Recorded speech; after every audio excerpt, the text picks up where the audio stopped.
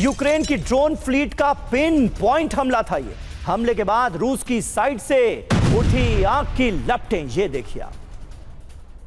रूस के हमले से यूक्रेन के क्रिवोय में तबाही मच गई।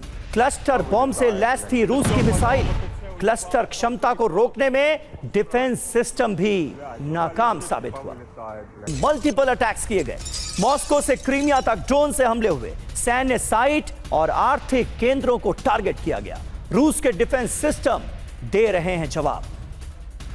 ड्रोन हमले रोकने में डिफेंस सिस्टम यहां भी नाकाम साबित हुआ। ड्रोन के ऊपर से निकली रूस की मिसाइल, ये देखिए। रूस का डिफेंस सिस्टम ड्रोन हिट करने में फेल हो गया। FP-1 ड्रोन नष्ट करने से चूकी रूसी मिसाइल।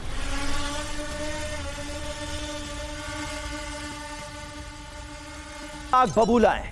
रूस के एनर्जी ठिकानों पर ड्रोन हमले खतरनाक साबित हो रहे हैं, ये खुद पुतिन मान रहे हैं। यूक्रेन में बड़ी कामयाबी के करीब है रूस। ड्रोन हमलों से ध्यान भटकाना चाहता है दुश्मन, ये कहा है पुतिन ने।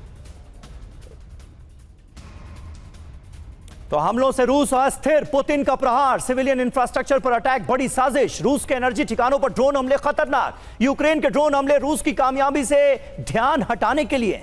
यूक्रेन ने लॉन्ग रेंज ड्रोन हमलों से रूस पर दबाव बनाया है, ये कह रहे हैं पुतिन। और वहीं बेलारूस को लेकर यूक्रेन पर रूस भड़का हुआ है। यूक्रेन पर और विध्वंसक हमले होंगे, ये रूस ने कहा है।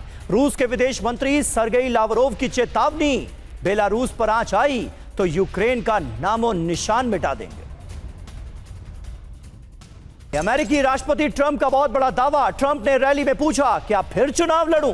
तीसरी बार राष्ट्रपति बनना अमेरिकी संविधान के खिलाफ है। लेकिन ट्रंप तो ट्रंप है, कह रहे हैं कि क्या तीसरी बार चुनाव लड़ूं? 80 साल के ट्रंप के इस बयान से खलबली मची हुई।